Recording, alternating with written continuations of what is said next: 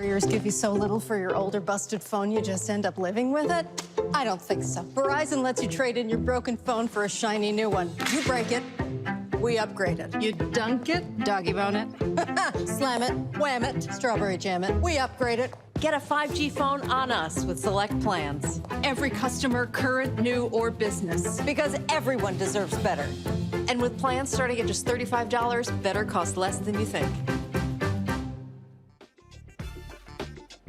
It's Friday, November 19th, 2021. I'm Ray Baker, sitting in for Roland. Here's what's coming up on Roland Martin Unfiltered, streaming live on the Black Star Network. The House voted mostly along party lines, but President Biden's $1.75 trillion Build Back Better plan passes after months of negotiation for the legislation, which focuses on programs ranging from education to health care. Texas Representative Mark Veasey will join us to talk about today's vote and the bill's chances to pass the Senate. Not guilty on all charges. After days of deliberations, Wisconsin jurors acquitted Kyle Rittenhouse of shooting 3 people, killing 2 at a Black Lives Matter protest in Wisconsin last year. In Georgia, a defense attorney for one of the 3 white men who chased and murdered Ahmaud Arbery asked for a plea deal before handing the case to the jury next week and called the rally of black pastors a, quote, public lynching of the 21st century. We'll look at a new report that says premature births have increased for Black, Indigenous, and Alaskan Native women. And Cedric Robinson was a political theorist, historian, and activist. We'll talk to author and Howard University professor, Dr. Joshua Myers, whose book explains how Robinson's work questioned the foundations of Western political thought, modern capitalism, and changed and challenged our understanding of race. And what can a community gain from a communal meal?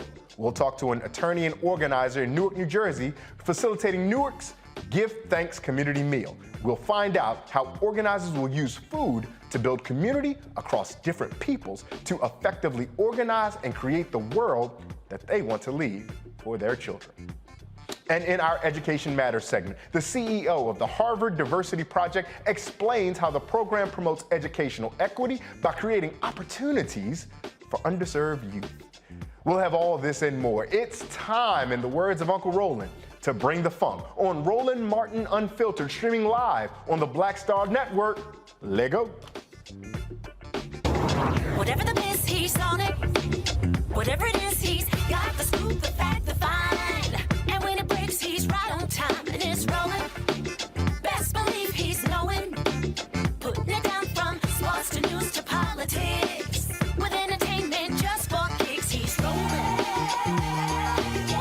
It's Uncle Roll, y'all. It's Roland Martin, yeah. Rolling with Roland now.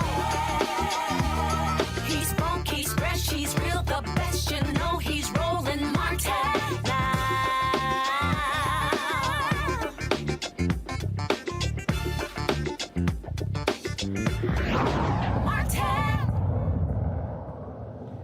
A victory for House Democrats today. President Biden's broad $1.75 trillion Build Back Better bill was passed by a vote of 220 to 213, with only 1 Democrat reportedly voting against the bill, and not 1 Republican voting for the measure to pass. Now, today's vote was supposed to have happened last night, but GOP leader Kevin McCarthy stalled with a record-breaking marathon floor speech overnight. Look anywhere I want, Mr. Speaker. Mr. Speaker, I cannot believe the amount of control one-party rule wants. They now want to dictate to a member of the floor of where I can look. This isn't a Republican or Democrat issue. This is the safety of this nation over a self-described police abolitionist. So let this sink in. You're encouraging more of them to come. We think, that's a little unfair. The other countries got destroyed a little more than America. Jimmy Carter and Barack Obama. Gas prices, Thanksgiving, a border. And we went down the path with the doors open. America, you're weak. You're weak, America. You're weak because you believe in God and you take fentanyl. Yeah, I want to go back. What you just said is one of the most insanely idiotic things I have ever heard. At no point in your rambling, incoherent response were you even close to anything that could be considered a rational thought. Everyone in this room is now dumber for having listened to it. I award you no points, and may God have mercy on your soul. Now, included in the Build Back Better bill is everything from $555 billion to fight climate change, $400 billion for universal pre-K, $200 billion for child tax credits, $200 billion for 4 weeks paid leave, $165 billion on healthcare spending, $150 billion to expand affordable home care, $150 billion for affordable housing, and much more. It will now head to the Senate, where it is expected to face some challenges. Now, joining us to discuss this and much more is Texas Representative Mark Veasey. He joins us from Fort Worth, Texas. Congressman, thank you so much for making time for us and joining us here on Roland Martin Unfiltered. Good to be with you. Now, there's an immediate sense of an uphill battle because we know this is going to go to the Senate. But for right now, should Democrats and most Americans feel optimistic, would you say, about the passing of this bill out of the House? Yeah, absolutely. We should feel optimistic. We got this bill passed after negotiations and after offering the Republicans even help contribute instead of just trying to tear things down. And we finally got a product passed out of the House of Representatives that's going to help people with health care costs, child care costs, clean air and clean water. So, yeah, I feel great about it and think that its chances in the Senate are going to do very well. There's probably going to be some negotiations and some changes that may be made over there. But at the end of the day, I think that we're going to have a product that's going to make it to the president's desk, just like the infrastructure bill, that families, that moms, that all Americans can be proud of.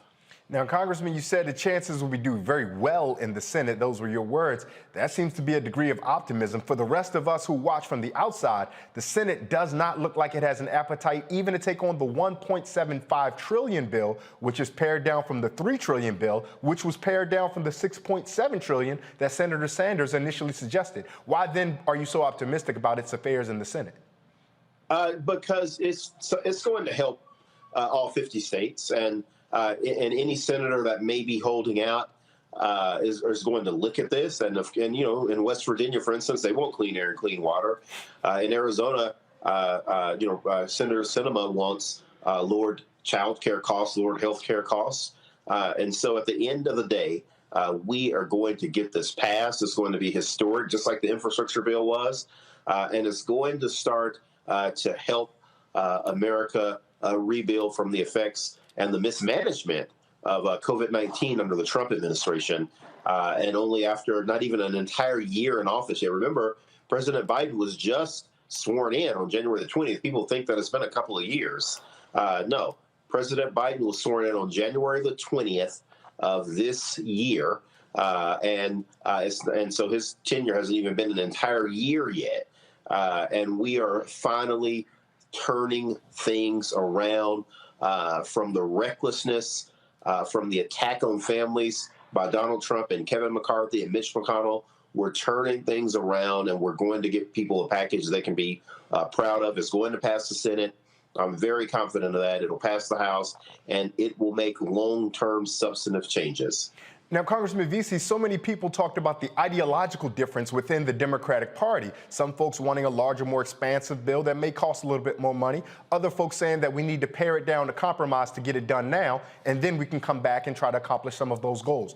The child tax credit, for example, only existing for one extended year is something that folks want to make a little bit longer. What type of suggestion do you have for those who want that type of programming, that type of help for middle-class families, but it might run out after a year? What type of words do you have for those folks that say we will come back and assure that working families will ultimately be taken care of for the long haul? Yeah, I think that for that, that obviously it needs to be long-term. we need to do something to finally help families out there. People wages have been stagnated for a long time now, even before COVID-19. And we need to do something that's going to help people long term. This has been a problem and a challenge that all presidents have talked about. It comes up in every presidential debate. And so doing something that's long term and long lasting, I think, is going to be especially attractive in states like West Virginia, for instance, where a large number of people there are on some sort of financial assistance or some sort of Medicaid or some other sort of government support program. And I think that these changes that we're talking about, once we can get them funded long term, that they'll be just as popular as Medicare, Social Security, Pell Grants, any other sort of long term project that we've had or program that it was designed to sort of help people bridge that gap so they can have some upward mobility in their lives. And so that's the way that I look at it, and think that because of that, we will be able to get this passed, particularly when people start going over the details of these bills and they start to think about what the infrastructure bill that was already passed, what that's going to do, for instance, to help alleviate some of the congestion that we're having with our trucks and at our ports, that people will say, hey, we need to give Build Back Better the same sort of chance and give it a closer look, because these things that are in here, they're going to help my family. And I have no doubt at all that we'll get them passed. Congressman, you make a great point. So many Americans have the opportunity to experience the effects of public policy and find themselves liking it. But I'm curious how you respond, at least now that it's first passed, to critics who offer that this is loaded with benefits that will only be effective or beneficial to the wealthiest Americans. Things such as reductions or limits in local and state tax deductions. Some critics argue that that's only going to be beneficial to the wealthier Americans. Tax credits for electric vehicles, hypothetically. Electric vehicles cost so much, only those Americans who have a decent amount of income or wealth already will be able to benefit from that. What case do you make then to say that this is actually a more broad-based plan that affects everyday Americans that might not have that kind of income? Yeah, no, absolutely. Let me just start with electric vehicles. My city is actually a finalist for a large electric vehicle company that is that's thinking about relocating here. We're at the very top of the list, is my understanding, for a Rivian plant. It'll bring 5,700 jobs. The more investment that we make in cleaner vehicle infrastructure and tax credits will eventually allow them to scale so those vehicles can be more affordable for all Americans. It used to be, take for instance, the cameras that you see on the back of cars, the reverse cameras. Those used to only be on very high-end vehicles like BMWs. Now they're on all vehicles because they've been scaled. And so that's the same thing that we're doing with electric vehicles. And by providing these tax credits, it'll scale them. It'll save families money by being able to recharge the battery at home every night versus going to a gas station. And so I think that the investment that we're making right now is going to definitely pay off, not just in the long term. I think that you're going to see more and more middle-income families investing in these vehicles the more widely available we make these tax credits, because they are interested in these vehicles. But we need to do more to help them. And at the end of the day, whether you're rich, whether you're a working family, whether you live in the North or in the South, it doesn't matter, because we'll all benefit from the effects of the clean air that's going to be, that we're all going to be able to breathe and benefit from. We have some of the highest asthma rates in the country here in DFW, and a lot of it affects Black families. The more we get these cleaner vehicles on the road, it's going to help all of us breathe a little easier. And again, everybody wants to be a part of this new cleaner technology that's going to be driving our lives. Congressman, this is a substantial investment, undoubtedly. $1.75 trillion is significant. There may be space that could input for more that would perhaps benefit even more of us. But to your point, hopefully, this initial investment will demonstrate to so many Americans a larger groundswell for the follow-up packages. Support to you and others who do want that bigger package and who want to come back for it a little bit later on. And when you do, we hope that you'll come back and have that conversation with us here. Absolutely. Thank you so much for your time. Thank you. Turning to our panel, we're joined today by our good friend, Michael Imhotep, the host of the African History Network show. We're joined by Candace Kelly, a legal analyst, and by Kelly Bethea, JD. Let me make sure we give her all of her credit and all of her flowers, a professional communication strategist. Thank you all for joining us. The Build Back Better is clearly right here, and I want to start with you, Kelly. Is this something folks should be optimistic about? As I mentioned in my conversation with Congressman Veasey, we're seeing already that this was initially introduced as $6.7 trillion from Senator Sanders, was pared down to a $3 trillion idea. Then Senator Manchin had some objections, and what passed is $1.75. We are not going to poo-poo on the fact that this will affect people's lives, but didn't that diminish some of the effect that it could have on the pool of Americans? Kelly, what do you think? It did, just objectively speaking, because more money means more resources that will go to Americans that need it the most. But, you know, $1.9 trillion is still nothing to sneeze at. This is still a substantial bill. Pair that with the infrastructure bill that just passed on Monday. I think we can really make some headway for Americans and making sure that the Build Back Better plan that Biden has envisioned will actually come to fruition in the way, or at least close to the way that he envisioned. But at this state, frankly, I'm tired seeing year after year us scrambling to find money, scrambling to reconcile the budget. This bill is already paid for. So that was a real big selling point for me in terms of when I was looking it up and researching it and the like, the fact that it's not necessarily going to add to the debt that that America already owes. It's already paid for, and the programs, meaning if it's already paid for, the plans in the bill should be able to roll out expeditiously as opposed to having to wait for things to happen. But at this rate, you know, and I joke with friends about this. Currently, the United States is really like in a welfare state that can afford a Gucci belt. It's like you can afford the belt itself, but you can't sustain the lifestyle.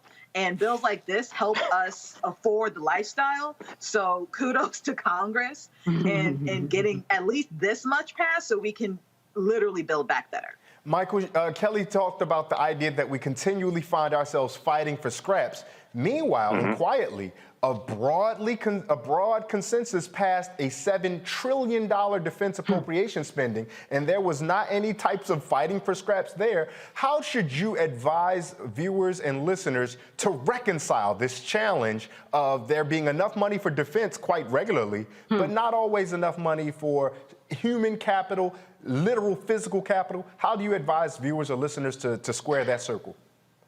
Well, that happens every year, the National Defense Authorization Act. I mean, that happens every year. Here we see this is monumental, this Build Back Better plan, this bill that's about roughly $2 trillion. Now, it's important for people to understand this is now it still has to pass the Senate. It may be scaled back a little in the Senate and then goes back to the House. But when this passes, this will be the third major bill this year that Democrats have passed. The first one was the $1.9 trillion American Rescue Plan in March of this year that a lot of people really don't talk about. Then you just had the infrastructure bill that just passed a couple of weeks ago, signed into law. You just signed into law this past Monday, $1.2 trillion. Then you have this one here. So, and this is over 10 years. But what I think is going to happen is that after the 2 or 4 years or so, different parts of this, they will extend for an additional 2 or 4 years, what have you. And there's some parts of this that you don't have to extend. So I think this is an example of what happens. This is an example of how elections have consequences. This is a monumental bill here. $270 billion for affordable child care, an extension of the child tax credit, which was in the American Rescue Plan that no Republicans in the House or Senate voted for, and has cut childhood poverty in half. they extended that. You got $110 billion for universal pre-K. So in politics, oftentimes with a lot of these bills, you don't get everything that you want, but you keep fighting. And you protect the gains that you make, and you keep fighting, and you keep passing good policy like this. But you got to have the right people in office to even fight for bills like this and write bills like this. And once again, you had it up on the board, 220 to 213.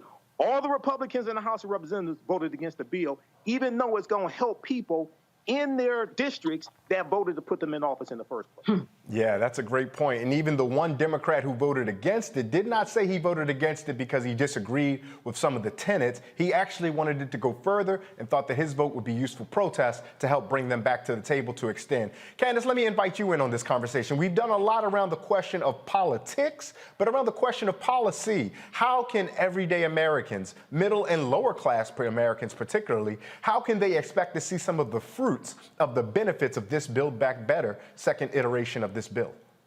Well, listen, first of all, we need to hold the president accountable in terms of doing the job that he needs to do now, which that is work on the House right now, work on the Senate, rather. He's got to work hard for those votes. He needs Kamala's vote. He needs everybody's vote that he's supposed to get, because the tenets of this bill is not something that people object to. It just really is the politics of it all. And that's what we're dealing with. We're dealing with the politics of it all. The other thing is that, when we look at the marketing of this bill, we're looking at something that just wasn't marketed in the right way. And that's what they need to work on in terms of getting it through the Senate. But to answer your question, in terms of how people get a piece of this, listen, people have to be informed. A lot of reasons why people don't get what is due to them is because they just don't know the information. They don't know about, information about how to pay their school loans off a little better. They don't know about the programs in affordable housing. They just don't know information. And we know that the largest commodity that the United States has is information. And sometimes we find ourselves behind the 8 ball because we are just not informed. So the best thing that we can do as a community is know about those things which will be due to us when this bill is hopefully passed in the Senate. That's an excellent point, and we want to make sure that our viewers stay focused and stay locked in right here on Roland Martin Unfiltered, because here is where you'll find how to get some of those affordable housing programs, student loan forgiveness, and much, much more that's in this bill. Panel, hang tight. We're going to come back to you in just a little bit. We have a lot more to come here on Roland Martin Unfiltered, streaming on the Black Star Network. Coming up, Kyle Rittenhouse is acquitted on all charges. You heard that correct. All charges. We'll break that down and hear what Reverend Jesse Jackson had to say about it. But first, let's hear a word from our partners, Nissan and Amazon. This is Roland Martin Unfiltered on the Black Star Network. We'll be right back.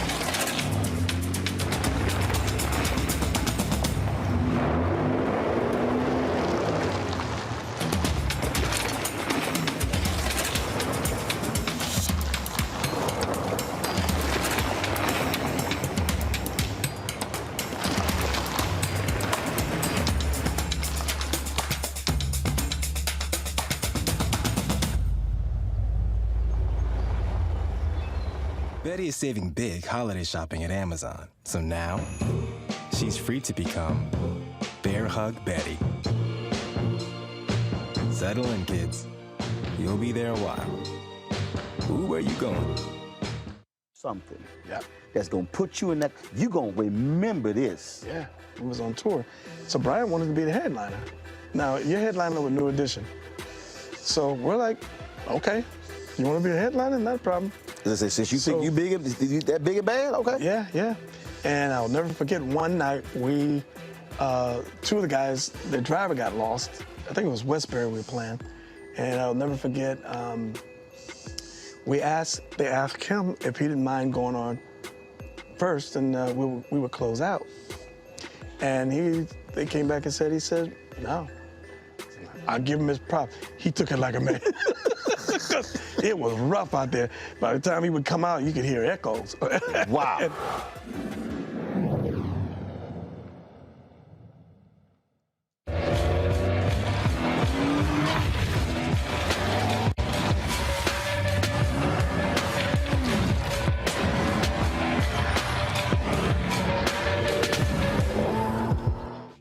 My name is Charlie Wilson. Hi, I'm Sally Richardson Whitfield. And I'm Dodger Whitfield. Hey everybody, this is your man Fred Hammond, and you're watching Roland Martin, my man, Unfiltered.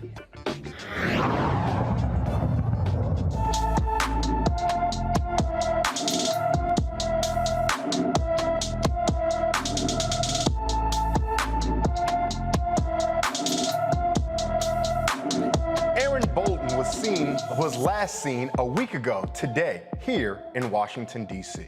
The 42-year-old is described as 5 foot 6 inches tall and weighing 130 pounds. Aaron has a bald head and brown eyes. He was last seen wearing a royal blue sweater when he disappeared on November 12th. If you have any information about Aaron's whereabouts, please call Metropolitan Police Department here in D.C. at 202-727-9099. One more time, that number, 202-727-9099.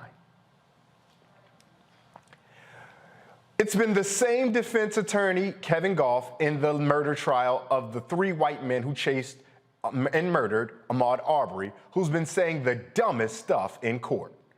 Today, he motioned for yet another mistrial over the hundreds of black pastors he essentially invited to Glenn County, Georgia, as he likened yesterday's gathering of black pastors to, quote, a public lynching.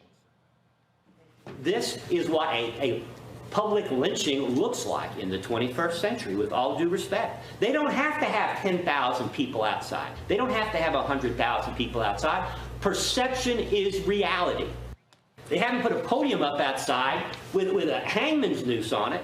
Doesn't mean that this isn't a trial, despite the best efforts of this court. This isn't a trial that's been infected by mob violence of a woke left mob. Now, there were reports of Goff asking the state for a deal for his client, William Roddy Bryan, who took the cell phone video of the February 2020 shooting. When asked about the deal, Goff called the reports, quote, BS, denying the claims. Let's go to our panel on this one. Candace, I want to start with you. This seems asinine to me. I'm just going to be completely honest. And everything that we're seeing here from my black eyes seems like it is just a most overt and obvious example of racial trolling in an effort to acquit their client. But will it absolutely. work? And go ahead. But will it work?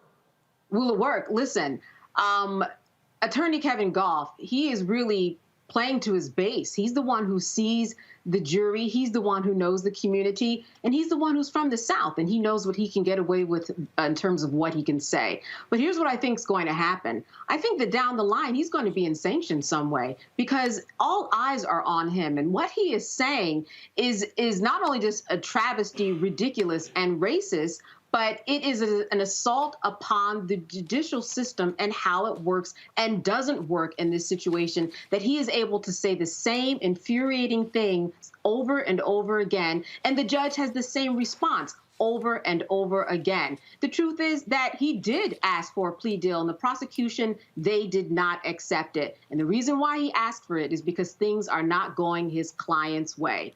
He has to have faith in his client so that the jury can have faith. If he doesn't have it, no one does. And that's why we know that he believes that this is a lost cause, because he sees what you and I see. He sees a bunch of defendants who admitted on record, who admitted and testified on, in their recordings, evidence that came into play that said that they had no idea why they were chasing this man down the street, that there was not any threat, any harm to their well-being. And in that case, self-defense wouldn't be available to him. And that is what's going on with them. This is America. This is what we see. We are not seeing only America on trial. We are seeing the justice system on trial. And mostly we are seeing the South on trial. Kelly, real quick, the song says, don't know much about history. I'm a volunteer, don't know much about legal, right? But you have the JD after your name. This doesn't feel like an effective strategy when one lawyer seems to be sabotaging his own client's case, which will in turn sabotage the co-defendant's or other defendant's case. Help me out, fix that where I don't understand correctly. Well, correct me if I'm wrong. Yes, I have a JD, but so does Candace. But my understanding is no, it's not necessarily. One doesn't have much to do with the other. All three are tried at the same time, in my opinion, because the entire story as a whole is best told with all three defendants in the same trial. They could have been tried separately.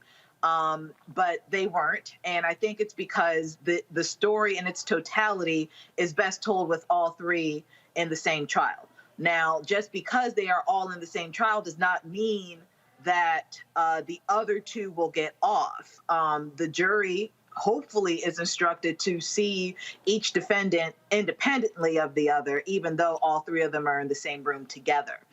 Just because one would be found not guilty would not necessarily mean that the other one would, vice versa.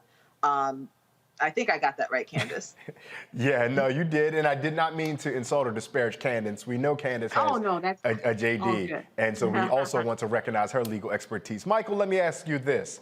To say in 2021, in the year of our Lord, in Glenn County, Georgia, after your client is a part of a collection of men who shot and killed an unarmed black jogger, that what was happening by black preachers outside of a courthouse is equivalent to a 21st century public lynching.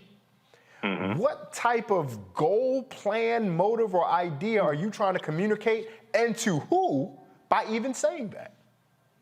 Well, defense attorney Kevin Goff is trying to appeal to one, maybe two white jurors from the South, who they're all Southerners, but one or two white jurors who will be sympathetic to these good old boys, and they have a hung jury. Okay, they'll say, okay, he's not guilty. All right, and we know it has to be unanimous. 12-0 has to be unanimous. So now this is after he kept hitting on this point. Okay, first it was Reverend Al Sharpton. Then it was Jesse Jackson, but it was actually Reverend William Barber III, Reverend William Barber II. He didn't know the difference between the two of them. I guess all light-skinned African-American pastors with wavy hair look alike. Okay, then they show up in mass. Yesterday. Okay, now this is after Travis McMichael got destroyed on the witness stand for a second day by lead prosecutor Lisa Dunikowski, and he admitted that Ahmaud Arbery never verbally threatened him or brandished a weapon during the 5 minutes that he and his father and William Bryan chased Ahmaud Arbery. He kept running away from him, and he never said citizen's arrest or you're under arrest, and they never told the police that they're trying to effectuate a citizen's arrest. Okay, so this is what he did in court today, defense attorney Kevin Goff, after Travis McMichael, who shot and killed Ahmaud Arbery, got destroyed on a witness stand yesterday. So they know these are dead men walking, okay? He's just trying to maybe, try to put in these objections to maybe try to set up some type of appeal after the conviction, what have you, but he knows these are dead men walking. I hope so, Michael. I hope so. We thought that about another person that we're going to talk about just a little bit later, and that didn't necessarily turn out to be so. Thank you to our panel. You guys stay tight for 1 second. We're going to come back to you later on in the conversation. But for right now, we're going to take a quick break and hear another word from our sponsors. You're watching Roland Martin Unfiltered on the Black Star Network.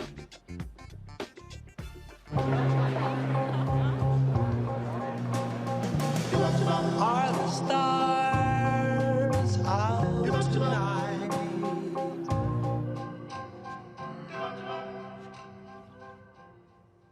Alexa, play our favorite song again. Okay.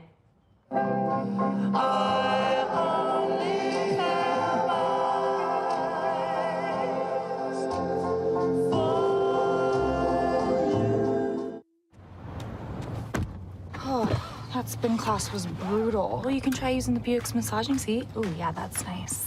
Can I use Apple CarPlay to put some music on? Sure, it's wireless. Pick something we all like. Okay, hold on. What's your Buick's Wi-Fi password? Buick Envision 2021. Oh, you should pick something stronger. That's really predictable. That's a really tight spot. Don't worry. I used to hate parallel parking. Me too. Hey. Really outdid yourself. Yes, we did. The all-new Buick Envision, an SUV built around you. All of you. Once upon a time, there lived a princess with really long hair who was waiting for a prince to come save her. But really, who has time for that? Let's go. Feeling myself. I'm feeling She ordered herself a ladder with Prime one-day delivery, and she was out of there. Almost some hood girls looking back at it, and a good girl in my tax bracket. Now, her hairdressing empire is killing it. And the prince, well, who cares? Prime changed everything. Yo, it's your man Dion Cole from Blackish, and you're watching Roland Martin, Unfiltered. Stay woke.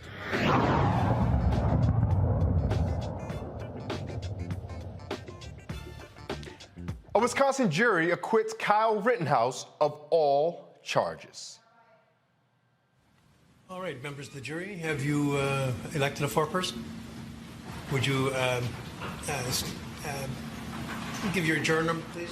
54. 54. And has the jury reached a verdict as to each count of the information? Yes, we have, Your Honor. One verdict and one verdict only. Yes. Would you hand all of the paperwork to the bailiff, please? This is the ones that we didn't fill. Everything. Okay. Yeah, thanks.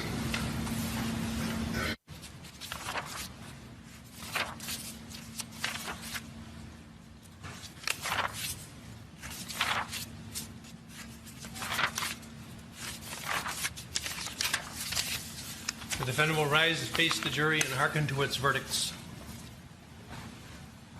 State of Wisconsin versus Kyle Rittenhouse. As to the first count of the information, Joseph Rosenbaum. We, the jury, find the defendant Kyle H. Rittenhouse not guilty. As to the second count of the information, Richard McGinnis, we, the jury, find the defendant Kyle H. Rittenhouse not guilty. As to the third count of the information, unknown male, we, the jury, find the defendant Kyle H. Rittenhouse not guilty. As to the fourth count of the information, Anthony Huber, we, the jury, find the defendant Kyle H. Rittenhouse not guilty. As to the fifth count of the information, Gage Grosskreutz, we, the jury, find the defendant Kyle H. Rittenhouse not guilty.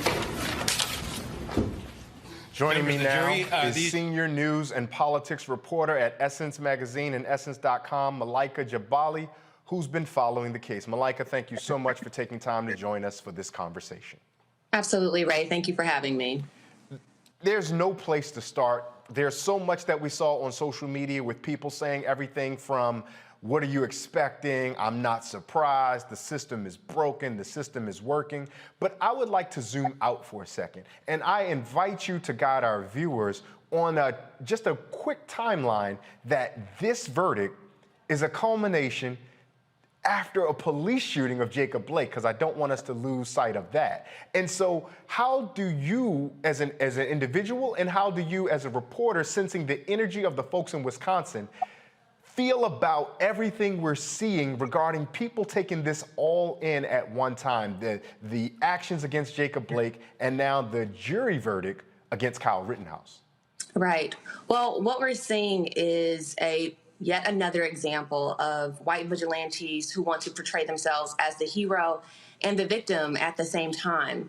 If you look at what has been going on in southeastern Wisconsin, really for decades, it's been a powder keg. And so the people who are actually victims of state violence, the people who are being incarcerated more than anywhere else in the country, because if you actually look at the stats, Black men in Wisconsin are incarcerated more than anyone else. We don't think of the social conditions as victimizing people, but Kyle Rittenhouse can cross state lines, go to a state that he does not even live in, and protect inanimate property, things that are objects. So that takes precedence, that takes priority over people's lived experience and real lives that are shattered by state violence. For example, Philando Castile's girlfriend was on the premises that day. So I'm actually Milwaukee-based. I was in Kenosha during the protest. I was in Kenosha during the shooting. I was just a few blocks away when Rittenhouse shot his 3 victims. I heard the shots from where I was staying, and it was a lot of chaos that night. But if you look at the full scope of what was going on in Kenosha, a lot of what you saw was centered in very concentrated areas of the city. And during the day, there are peaceful protests. And so Philando Castile's girlfriend was there, for instance, to offer her support because she herself has been a victim of trauma. She saw her boyfriend get shot by a police officer for exercising the same rights, the same right to carry a gun that made him a victim, while Kyle Rittenhouse gets praised as a hero. He's still alive. He still is able to take a breath of life and live to see another day. But a lot of people who were there in Kenosha that day did not get that opportunity to even protest, to even assemble without the threat of violence. And we have to look at the larger conditions of the city and what led them there to begin with. Malika, I want to zoom out for a second, because you say that you're based in Milwaukee, and I think it's valuable for the audience to know that the Milwaukee has a long legacy of segregation, of racial discrimination, and I'm curious about how that might impact what we're seeing about how police are treating black people and about apparently how vigilante citizens are treating black people.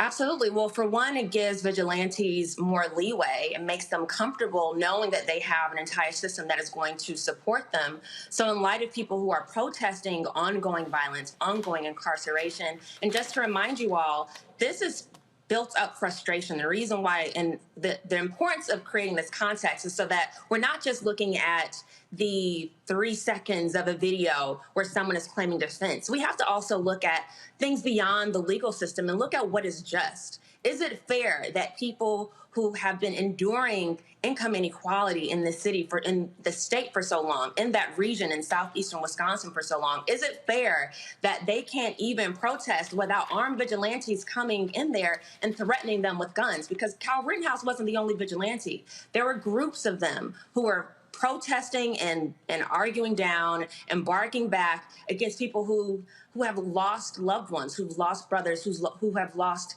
cousins, who've endured the same pain, and then they have to relive that trauma. Malika, I want to pause for a second, because Reverend Jesse Jackson said this about the ruling, that it means open season on protesters. Here's Reverend Jesse Jackson and his thoughts on the ruling. You just heard the verdict in the Rittenhouse trial. What's your response? We agree with the family that lost 2 children.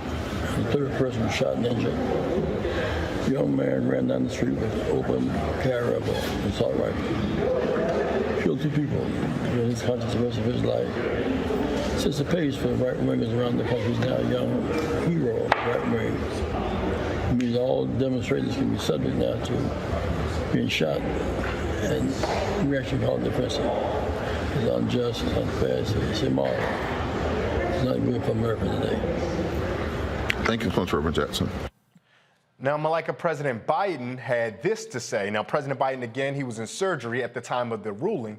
He released a statement which read as such: while the verdict in Kenosha will leave many Americans feeling angry and concerned, myself included, we must acknowledge that the jury has spoken. I ran on a promise to bring Americans together because I believe that what unites us is far greater than what divides us. I know that we're not going to heal our country's wounds overnight, but I remain steadfast in my commitment to do everything in my power to ensure that every American is treated equally with fairness and dignity under the law. I urge everyone to express their views peacefully, consistent with the rule of law. Violence and destruction of property have no place in our democracy. The White House and federal authorities have been in contact with Governor Evers' office to prepare for any outcome in this case. And I have spoken with the governor this afternoon and offered support and any assistance needed to ensure public safety, close quote. Now, Malika, I'm curious about President Biden's statement, and it's clear that the president means well. He intends to ensure that America can maintain peace and order, but it's curious that he starts by saying violence has no place in our democracy, but we're here because someone turned to violence to resolve a conflict. What does that say about the language that perhaps our elected leaders use versus the mentality or the behavior of so many of our fellow citizens? Well, this is the precise language that Biden espoused during the Kenosha shooting last August. So around that same time, he went down to Kenosha. He put out an ad that was almost equivalent to what you would see from Richard Nixon, where it was showing all this combustion that's happening in these cities and saying that we need to be a party and I'm going to be a president of law and order. So what he's saying is very consistent with how he has operated as a senator.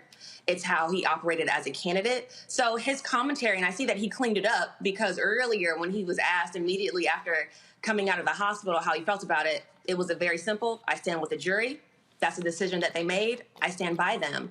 And so there is this automatic belief in the legitimacy of a system where for decades it has been subjective. You have people who are basing their assumptions about what is reasonable based on how they feel in that position with something, with an activity or some sort of action that's imminent. And so for them, sure, it's reasonable that this kid who could be my grandson or my nephew will cross state lines and want to protect a used car lot. But for everybody else, I think their lives matter a little bit more than a used car lot, which we should remind the watchers here, the audience, that the owners of that car lot said they didn't even ask Kyle Rittenhouse to be there. Kyle Rittenhouse reached out to them. He texted them. They met in person.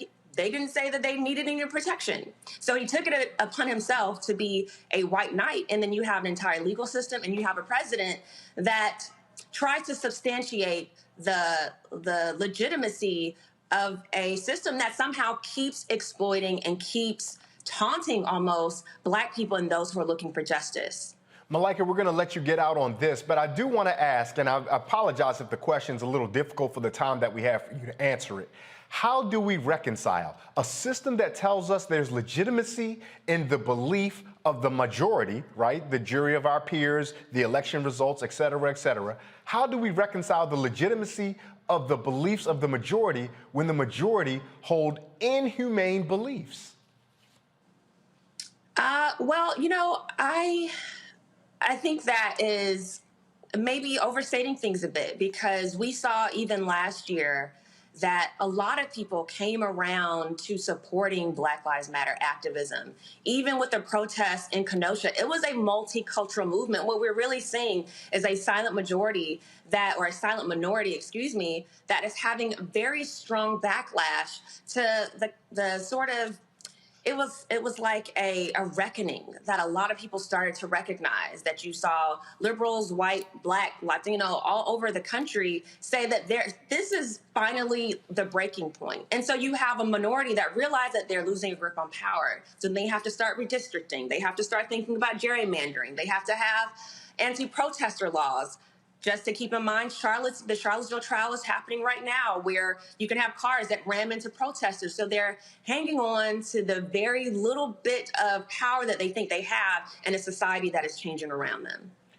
Malika Jabali, we thank you so much, and I appreciate you for reeling me back in for my reductionist and oversimplification of what the issue is at hand, and I thank you for the incisive analysis. We appreciate the work that you've done. She is the senior news and politics editor at Essence and Essence.com. Thank you so much for joining us this evening on Roland Martin Unfiltered.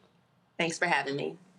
We're going to take a quick break, and coming up, we'll have much more right here on Roland Martin Unfiltered, streaming live on the Black Star Network. About to give you something that's going to put you in that, you're going to remember this. Yeah, we was on tour. So Brian wanted to be the headliner. Now, you're headliner with New Edition. So we're like, okay, you want to be a headliner? Not a problem. Since you think you that big a band? Okay. Yeah. And I'll never forget one night two of the guys, the driver got lost. I think it was Westbury we were playing. And I'll never forget, they asked him if he didn't mind going on first, and we would close out. And they came back and he said, no. I'll give him his props. He took it like a man. It was rough out there. By the time he would come out, you could hear echoes. Wow.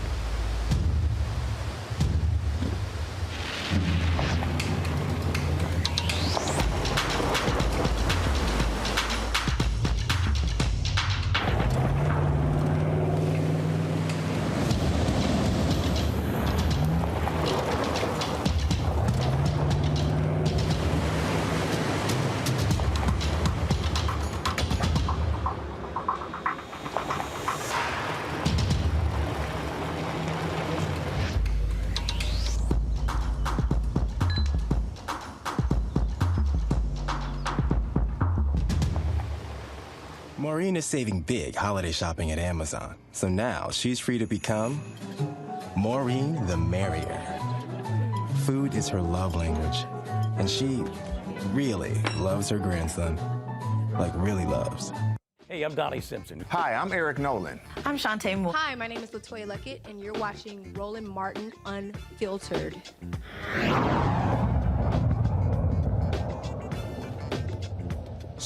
So much talk about critical race theory, race this, race that, but so few people have actually done the reading. Joining us now is someone who's not only done the reading, but actually written a book about it. Cedric Robinson, The Time of the Black Radical Tradition. Dr. Joshua Myers is a professor of African American Studies at Howard University. He's our guest right here on Roland Martin Unfiltered. Dr. Myers, thank you so much for joining us this evening. I'm so happy to be here. Thanks for the invitation. Cedric Robinson may be a person that many of our viewers might not be as familiar with as we would like for him to be. What's a broad scope or broad look at what folks should know about Cedric Robinson? Wow. I think people should know that he was a Black Studies scholar. And I think that's probably the easiest and quickest way to characterize his perspective on the world. And as a Black Studies scholar, ultimately what that suggests is that to study and view the world are through the lens of Black people, but also through the lens of Black people who constituted what he called the Black radical tradition, which is a tradition of refusing to accept the world, the modern world, the world that reduced African people to slavery, the world that instituted the capitalist and colonialist and imperialist foundations that we associate with the modern world. It's the people who refused those terms of life and then resisted and imagined an otherwise to those systems of oppression. I'm sorry, go ahead. No, please. When you talk about refusing terms, some folks might not be completely abreast on what type of things we mean when we say that. So when we say refuse terms or to look about other ways of existing, what are we actually saying there? We're talking about the Africans who decided rather than continue to operate in the system of enslavement, who became Maroons, people who separated themselves from the plantation and lived in the woods and lived in the swamps and decided that their lives would not be circumscribed by a white supremacist system. And so we have the legacy of those Maroons. We also have the people who decided that they would openly revolt against slavery. And so Robinson is part of a tradition of Black studies where the revolt of our ancestors is actually normative. It's not exceptional. And so we tell the stories of the Haitian Revolution, Queen Anne of the Maroons in Jamaica. We tell the stories of Nat Turner. We tell the stories of Sam Sharp. And we tell the stories of all the various radical and revolutionary movements that African peoples pursued, really going back to the foundation of New World slavery in the 15th and 16th centuries. It doesn't start, when we notice a Nat Turner in the 19th century. Nat Turner is heir to a tradition that was over 300 years old by the time he emerges. One of the things you talked about is this idea of we tell the story, we tell the story. So many people hear Black studies, as you led talking about Dr. Robinson, and think it's a history question. But in conversation and reading some of your earlier work, Black studies, Africana studies is far greater than history. What is Black studies? What is Africana studies if it is not reduced to the discipline of history? Well, one of the things that Cedric Robinson teaches us is that the discourses that we associate with the disciplines are actually created in many ways, in ways that are hostile to us being able to tell the stories that we should tell.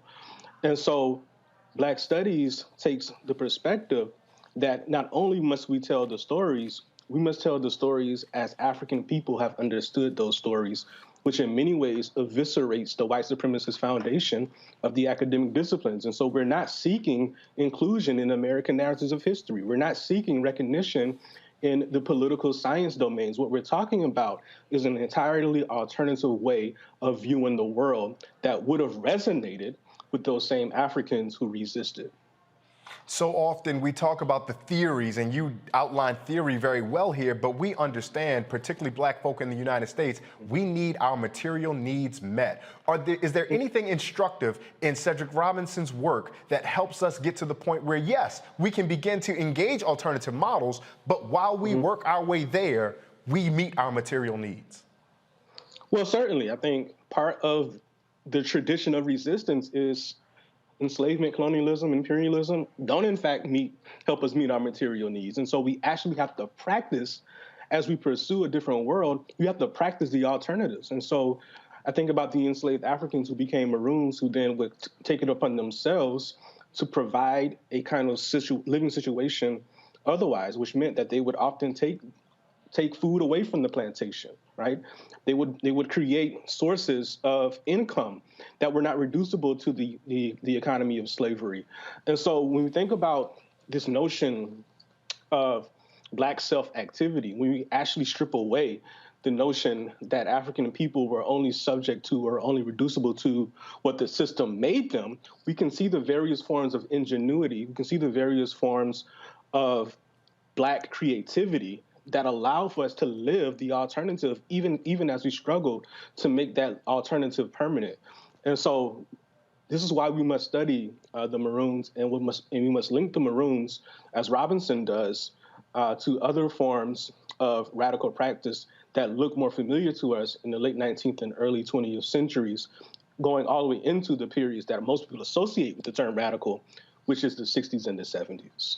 You introduced an interesting concept there, the association of a belief of what radical is. And so many folks, particularly in this modern United States context, will say, Alexandria Ocasio-Cortez, she's radical, or Bernie Sanders, he's radical. What is Robinson talking about, and what do you illuminate in the text, in the book that you've written, about truly the definition or the meaning of radical? For Robinson, black radicalism is, again, about the refusal of the terms of white supremacy. And what we have to actually do is link white supremacy to the modern world system, which is another shorthand for the ways in which we live today. And so he's refusing the idea that the state form is the only form for human life. He's refusing the notion that the capitalist world system is the only form of living in terms of our relationship to the market and the economy. Radicalism is ultimately about recognizing that all of the systems that we assume are normative are in fact creations, they are constructions. And insofar as they're responsible for the evils in this world, that's how we in fact rationalize, if you will, why radicalism is the only way forward. What do you hope students of Dr. Robinson and ultimately your students who read this text will take away from this work that you've put together? Well, I think part of it is we want to offer a guide to how to read a Cedric Robinson. Because what we have now over the last 5 or 6 years, in the wake of his own transition, is that his name is becoming more and more popular. And so what we have to make sure happens is that the study process, the ability to take his text and actually root out those elements that are necessary for our revolutionary struggle in this current moment, are actually honestly and cogently outlined and elaborated. And so I hope this book serves as a guide for people who want to actually dip their toes into this very important scholar who is only representative of this very important tradition of radical scholarship. Dr. Myers, I'm going to let you get out on this, but I do want to ask about this. So often we think, oh, theory and radicalism and racial capitalism, that's for the really smart people like Candace and Kelly and Michael. They wrestle with all this stuff. But I went to one of your book talks before, and you talked about the everyday reading groups, the construction worker and the domestic servant, the farmer, and all those folks who read. How do you invite or encourage those of us who are blue-collar workers who come and log on and watch Roland Martin Unfiltered just to get our information? How do you invite us to access some of this material that, when we start talking about racial capitalism, can feel really heady? It's interesting because the foundations for Robinson's life is actually in the kinds of study groups that you just mentioned, which were not really fancy academic study groups. They were actually study groups that were rooted in the community, that were rooted in those elements of Black folk who wanted to actually interrogate the world around them. I mean, so we're talking about labor unions, we're talking about scholars scholars without portfolio, people who are on the streets. And so that, I think that shows up in very important ways in his intellectual work. And it's up to people, I think, to really be purposeful in honoring the tradition of study, which, if you understand our tradition, it's not really connected to the fancy academic context.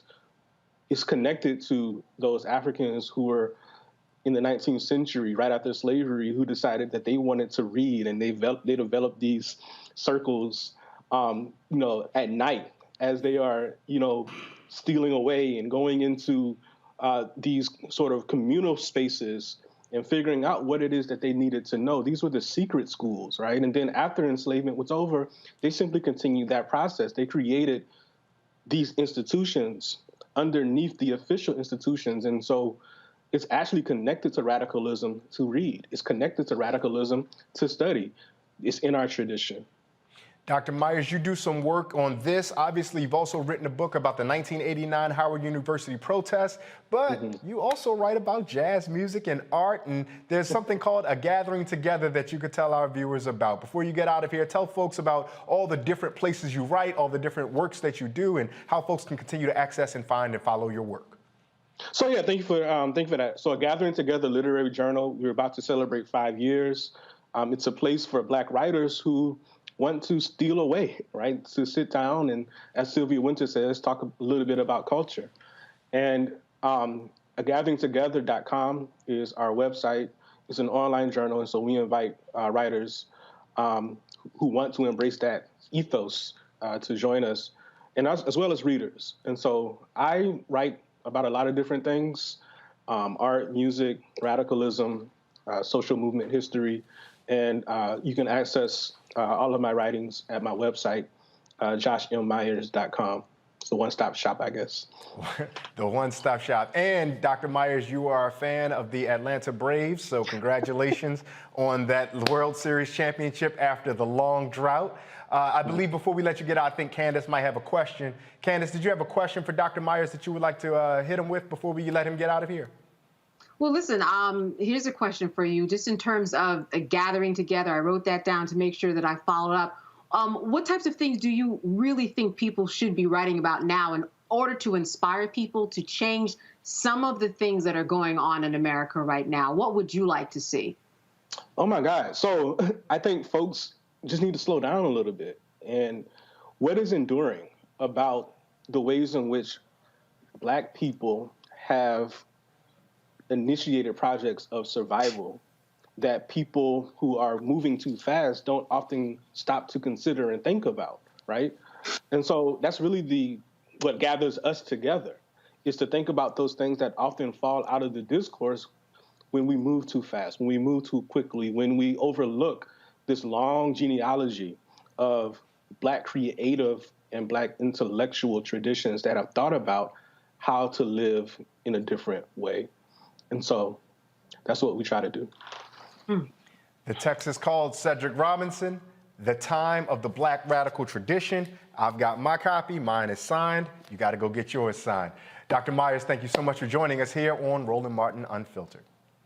Thank you. We're going to take another break. We'll come back. We'll have some more stories, and we'll have an interesting conversation about how food builds community. Coming up on Roland Martin Unfiltered, streaming on the Black Star Network.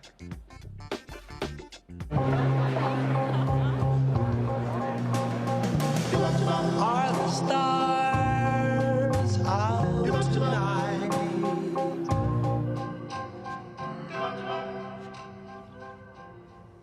Alexa, play our favorite song again.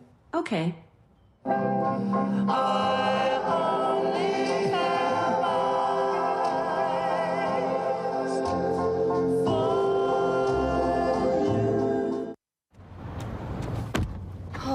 That spin class was brutal. Well, you can try using the Buick's massaging seat. Oh, yeah, that's nice.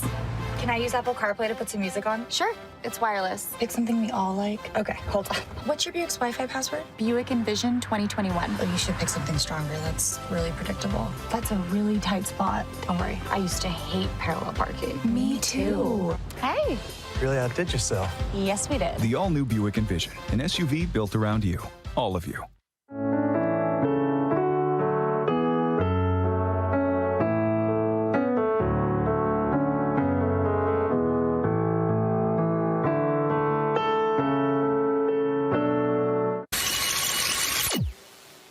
Today in our nation's capital, standing in front of the highest court in the land, I can only use my few minutes to set the record straight.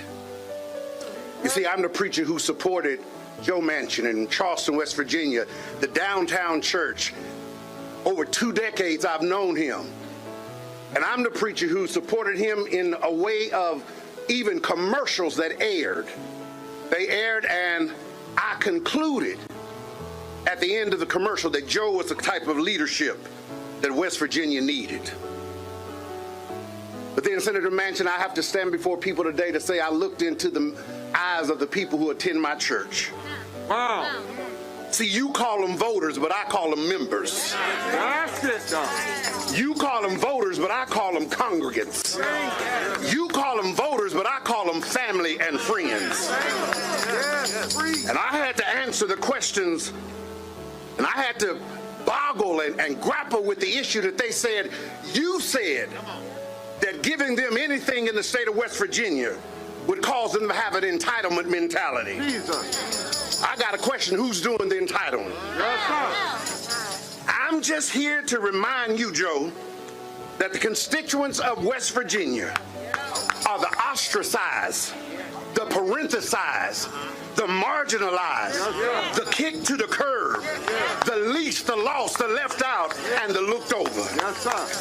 I need you to think about them, Joe, when you are thinking about the Build Back Better plan, voting rights, and ending the filibuster. That's the type of leadership that West Virginia needs. So, Senator Manchin, I would be remiss if I didn't remind you that the Bible says some things about leadership and how to lead. I'm a preacher of the gospel, so I got to sermonize just a little bit. Timothy says that a leader is one who loves what is good. This Build Back Better plan is good. Ending the filibuster is good. Matthew says, whoever's a leader, let him first be a servant among you. Paul says that leaders should be humble and think of others before they think of themselves. But most importantly, I think it's Solomon that I love, because Solomon says that a leader seeks the counsel of others. And in the abundance of counsel, you will find victory. That's why we're here. That's why I'm here. That's why we're lifting up our voices. That's why we are here on these steps. That's why we're trying to get his ear. Be the leader we believe that you would be, and that we voted in a ballot box for you to be. That's the kind of leadership that West Virginia needs.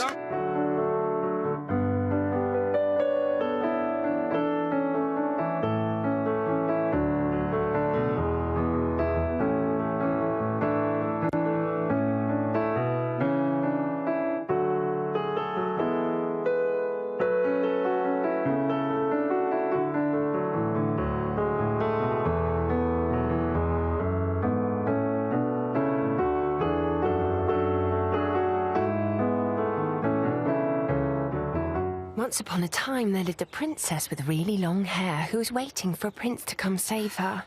But really, who has time for that? Let's go. Feeling myself. I'm feeling She ordered herself a ladder with Prime one-day delivery, and she was out of there. I want some hood girls looking back at it and a good girl in my tax bracket. Now, her hairdressing empire is killing it. And the prince? Well, who cares? Prime changes everything. What's up, what's up? I'm Dr. Ricky Dillard, the choir master. Hi, I'm Amber Stevens-West from The Carmichael Show. Hi, my name is LaToya Luckett, and you're watching Roland Martin Unfiltered.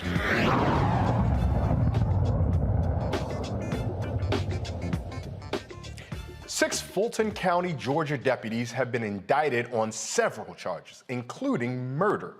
after Antonio May died in their custody in 2018.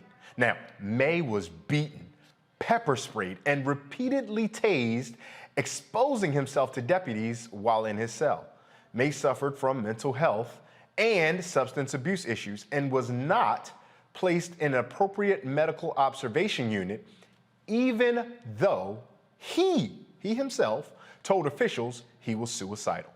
According to May's attorney, May eventually became unresponsive and died of cardiovascular collapse due to physical restraint.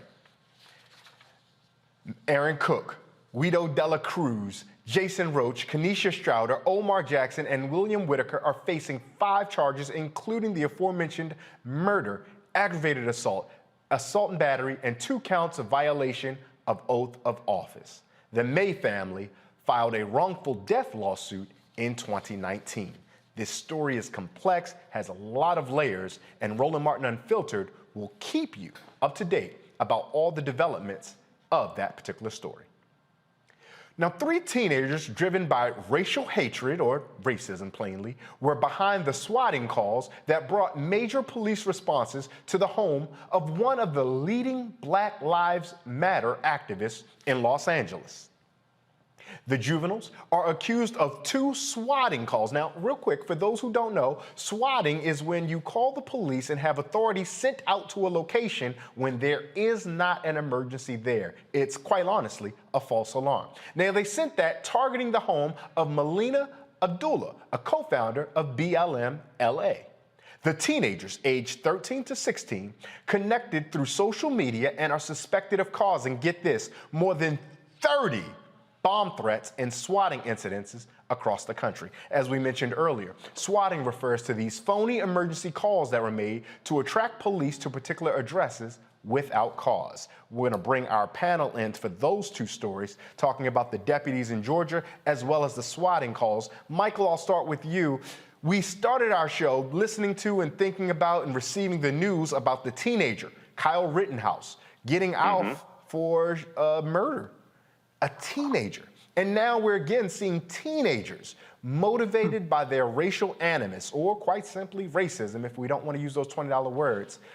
But we also know that as a society that's going to be humane, we should have justice and mercy and kindness and understanding of teenagers. How do we balance those 2 competing ideas, that racism is causing harm to our people, but we also recognize the humanity in teenagers? Good question, Ray. Well, first of all, we have to acknowledge that racism exists, because you have a lot of people who are in denial, especially a lot of Republicans, who say racism doesn't exist, that's in the past. Racism is a system of advantage and privilege distributed based upon race, which comes out of the ideology of European white supremacy for the purpose of preserving genetic white survival. Racism is a system. So you first have to start there. And this is one of the things that critical race theory targets and looks at how laws and policies historically and today continue to oppress non-white people, especially African Americans. But when we look at Kyle Rittenhouse, that was a tough case to prosecute. 1, 2, I didn't think he was going to be convicted. Okay, having watched some of the trial, and then also when the prosecution's star witness testified that he raised, who was armed also, that he raised his pistol at Kyle Rittenhouse, then that gave bolstered Kyle Rittenhouse's self-defense claim. So when we look at Melina Abdullah, and I actually saw an interview that she did dealing with this swatting incident,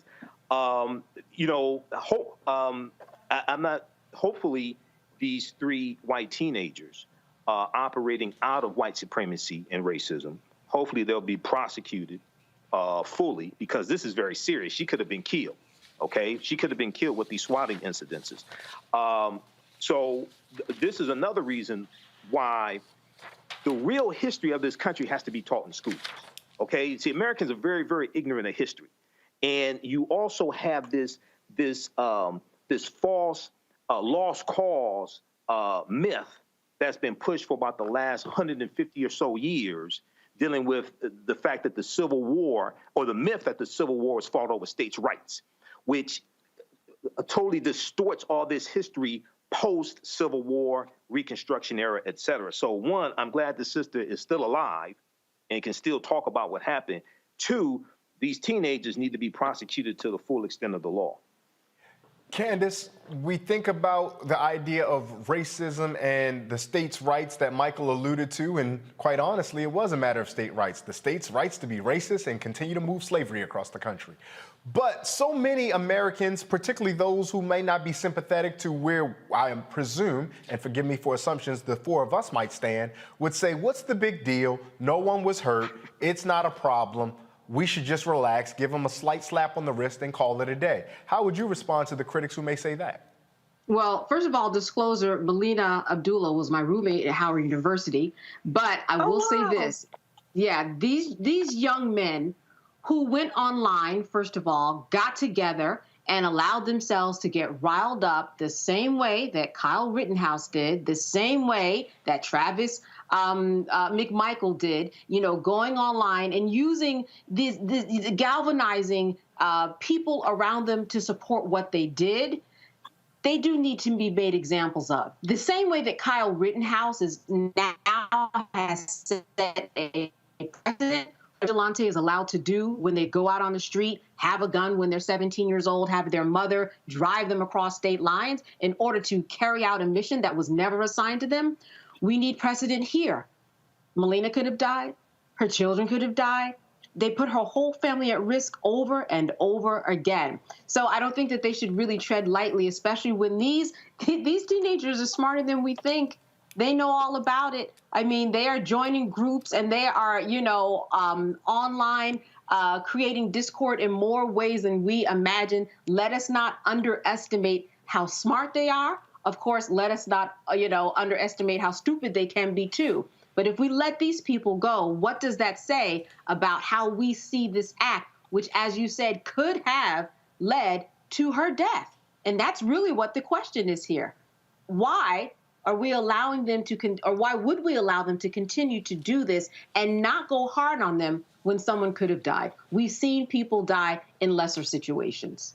Kelly, I think it's fascinating that Candace introduced the word Discord, because there's actually a communication platform called Discord that so many young people engage on and communicate with one another. Again, we're going to get into a place where we have to do some balancing here. And you as a communication professional, I'm curious how you see this. How do we balance that we police this digital space where so much of the grounds that is ultimately leading to harm for our people, for people who care about justice, the conversations on the internet? How do we police that space to ensure the collective safety of all of us, while also providing the freedom that we need to be able to communicate freely with one another? I mean, that's an excellent question. And honestly, that question stems from how we view the First Amendment. I think that traditional press and media has done a fairly excellent job regarding what can be published, what can't be published, the whole notion, especially in journalism, of trust but verify, and then verify again. Even though the First Amendment exists, that is not license for you to just say whatever comes across your mind and not anticipate a consequence. And unfortunately, since we do not have any laws on the books regarding internet regulations, that is, they have not been updated since, I want to say, 1996 or something to that effect. We are in this chasm of communication, in that it feels as if it's kind of like the Wild Wild West out there because of situations such as this. These teenagers should have been able to be regulated and to some degree regarding what they say and what they can't say, but because the laws haven't caught up to the technology, certainly haven't caught up to this neo-racism, so to speak, and that they're not on horses anymore. You know what I'm saying? But with the exception of the Ahmaud Arbery case, you don't necessarily have white people chasing black people in pickup trucks like they used to anymore. They're chasing them by way of Facebook. They're chasing them by way of Instagram and TikTok and harassing them in that way. But there's nothing regulating that. But specifically when it comes to the LA teens and the swatting, that takes it to a whole nother level, because it's not just about free speech. It's not just about the communication of your ideas and how they combat with someone else, that's taxpayers' dollars being wasted.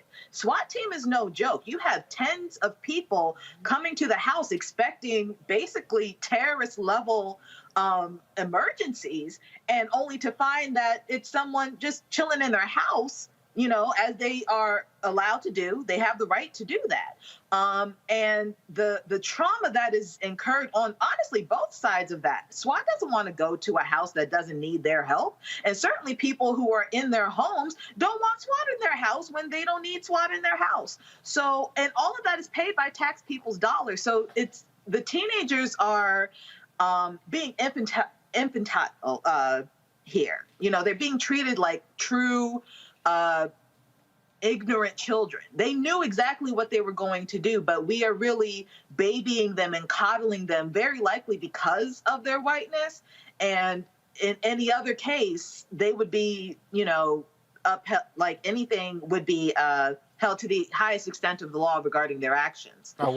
Same with Kyle Rittenhouse. I want to try to fit this in before we get out of time, but I also don't want to undermine the seriousness of the charges.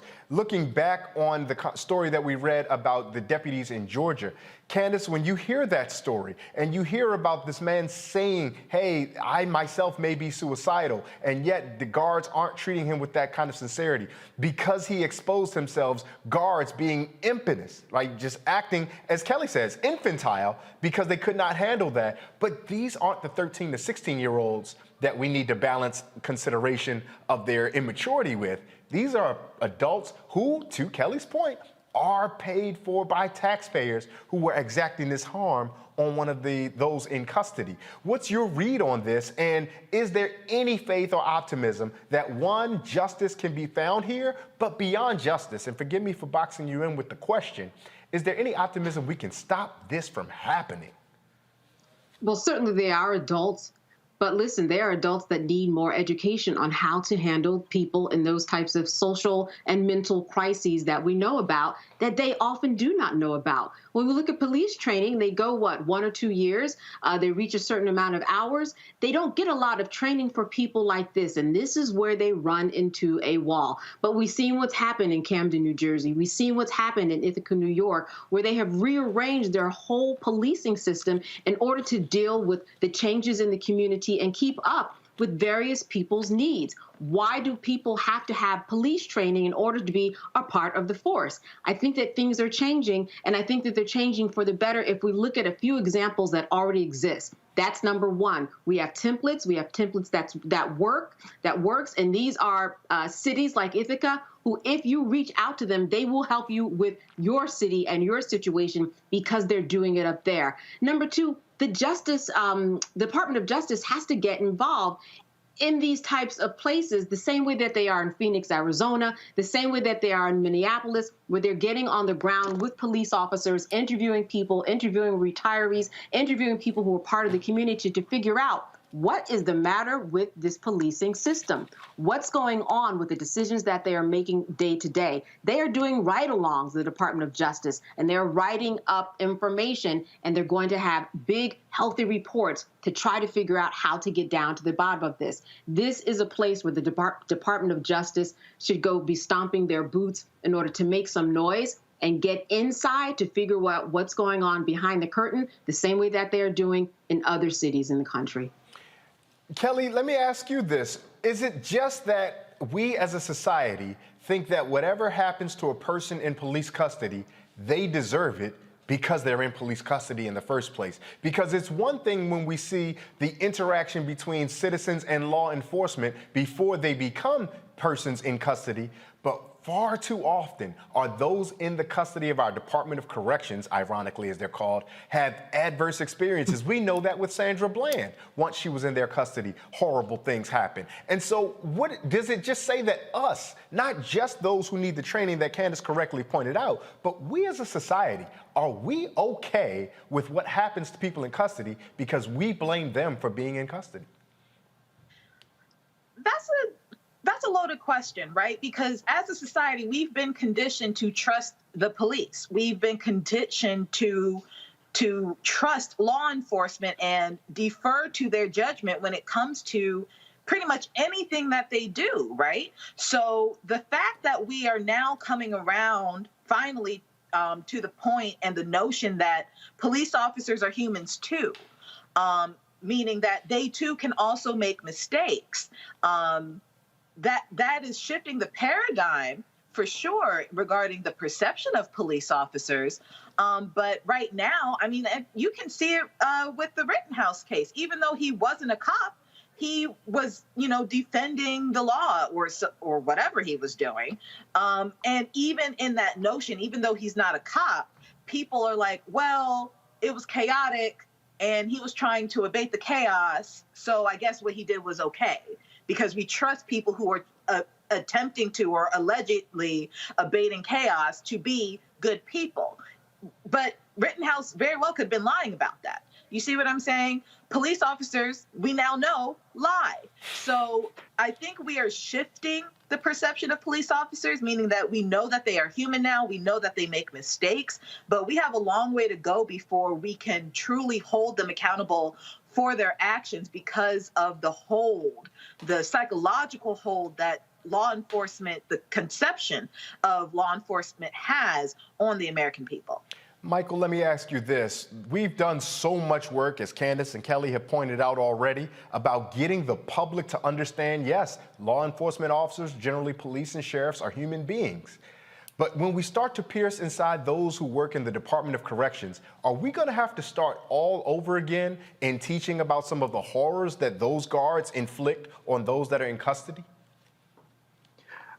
Yeah, that has to be, I think that has to be exposed, but also then that's part of the, you see, you have the police reform. You have one side, which is police reform, the police departments, 18,500 police departments, things like this. But then you also have to have prison reform and what takes place inside of prisons and how prisoners are treated. And there has to be, I think a shift is taking place now where people are realizing just because somebody is in prison, and even if they are guilty, because sometimes you have people who are not guilty who are in prison and they've been convicted, that does not mean they should be treated inhumanely. And we have to come to that realization that these are still human beings and you can't mistreat, you can't just do whatever you want to them. And then also understanding the role that mental illness plays, and you have a lot of people who are in prison who are mentally ill, and you have prison guards who interact with them who may not have training on how to deal with people who are mentally ill. So you have the reform that needs to take place when it deals with police reform, but also that takes place, the reform that needs to take place when it comes to the whole prison industrial complex as well. Got a lot of work ahead of us. We're going to take a break, but before we do, I know we have to say goodbye to my Howard University sister, Candace. Candace, thank you so much for spending time with us and being here. Absolutely. Before we get out, tell folks where they can find you, how they can find you, how they can continue to get more of that incisive analysis you provided. Absolutely. CandaceKellyTV.com. EY at the end and an ACE on Candace. Absolutely. We're going to take a break here. Another word from our sponsors. You're listening to you're watching, this is television. You're watching Roland Martin Unfiltered here on streaming on the Black Star Network. We'll be back. About to give you something that's going to put you in that, you're going to remember this. Yeah, he was on tour. So Brian wanted to be the headliner. Now, your headliner with New Edition. So we're like, okay, you want to be a headliner? Not a problem. Since you think you big, that big a band, okay? Yeah. And I'll never forget one night we, two of the guys, their driver got lost. I think it was Westbury we were playing. And I'll never forget, they asked him if he didn't mind going on first, and we would close out. And they came back and he said, no. I give him his props. He took it like a man. It was rough out there. By the time he would come out, you could hear echoes. Wow.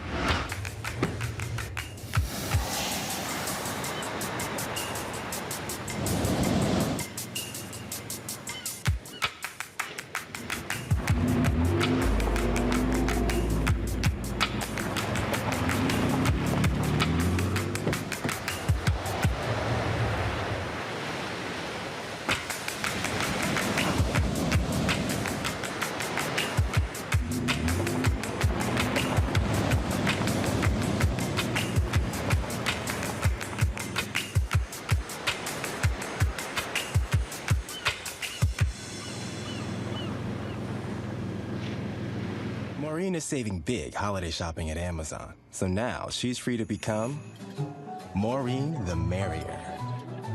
Food is her love language. And she really loves her grandson. Like, really loves. What's up, y'all? I'm Will Packer. Everybody, it's your man, Fred Hammond. Hi, my name is Brescia Webb, and you're watching Roland Martin Unfiltered. And, well, I like a nice filter usually, but we can be unfiltered.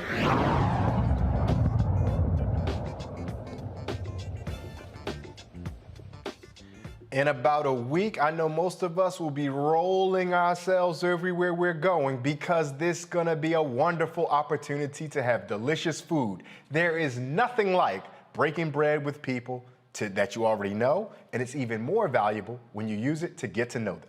We all need to eat, and you can learn so much about different cultures by the food that they are eating. In New Jersey, Newark to be specific, one community is using a communal meal to find common ground on how to build better community. Joining me now from Newark, New Jersey is attorney and activist and organizer Chigozie Onyema. Chigozie, thank you so much for joining us here on Roland Martin Unfiltered. Thank you for having me, brother. Chigozie, Thanksgiving is coming up, and that's going to be a wonderful opportunity first for folks to understand the true history of the United States in relationship to those who came upon the indigenous.